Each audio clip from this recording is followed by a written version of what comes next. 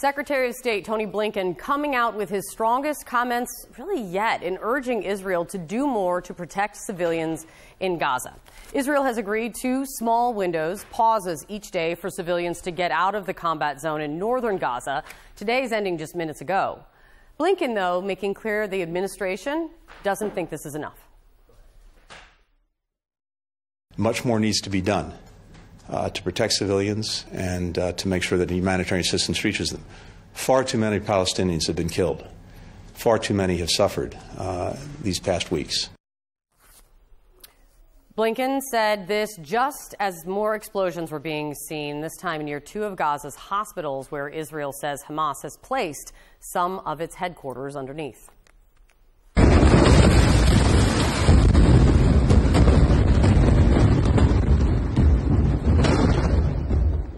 The extent of the damage there, not known, but both hospitals report they are still operating and treating patients. We also have new video to show that is showing the aftermath of an apparent strike near a third hospital, Al-Shifa Hospital in northern Gaza.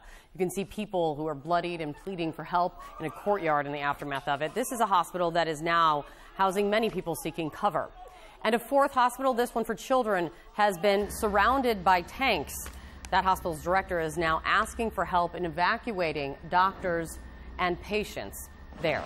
Let's get over to CNN's Oren Lieberman joining us from Tel Aviv. Oren, let's talk first about the comments from Secretary Blinken today. What could be the impact of those words? Well, we'll see if it forces Israeli leadership and the IDF to change how they operate, but so far there are certainly no indications of that on the ground, with the IDF saying they have surrounded Gaza City, and we can clearly see from those videos the IDF moving deeper and deeper into the heart of Gaza cities, including, according to hospital leaders, they're surrounding some hospitals with strikes taking place very close to, and according to those officials, impacting those hospitals. That, of course, as Gaza's health sector already under a tremendous amount of pressure, with a number of hospitals already having to close or shut down different departments, and that has placed an even greater strain on the health system there and the ability to treat Gazan civilians there and Palestinians.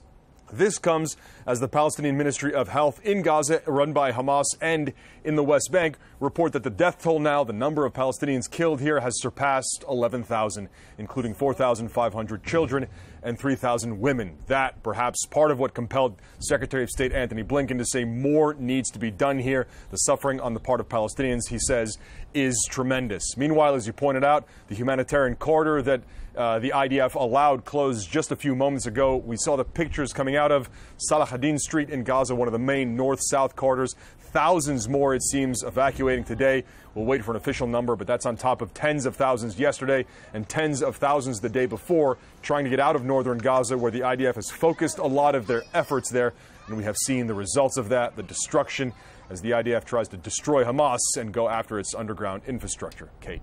Yeah, and so many people taking advantage of, as we're seeing video here, of these evacuation windows to get out by foot, by cart, as you can see in the videos we've been seeing coming in for days now.